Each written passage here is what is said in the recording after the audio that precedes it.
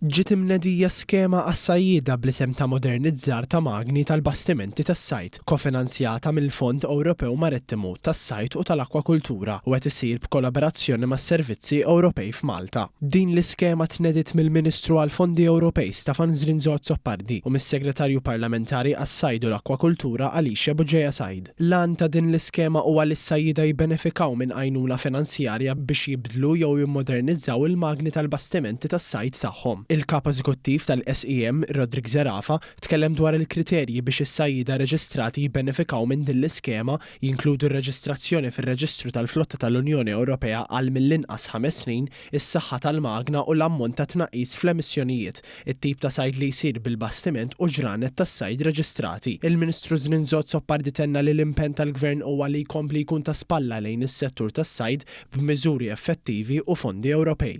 Illum ħabbarna skema ġdida illi permezz ta' fondi tal-Unjoni Ewropea se nkomplu ninvestu fis-settur tas-sajd.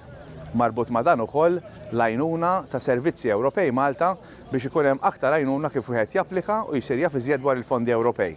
Min-naħa tagħha s-Segretarju Parlamentari Buġeja Sajd sostniet kif din l-iskema jikkonformi mal-Viżjoni Malta 2050.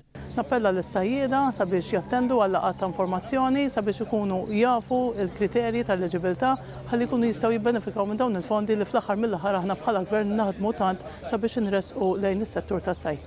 Se jsiru sessjonijiet ta' informazzjoni f'Għawdex fil-21 ta' Lulju, f'Marsa Xlok fit-22 ta' Lulju u f'San Pawl il-Baħar fi 23 ta' Lulju.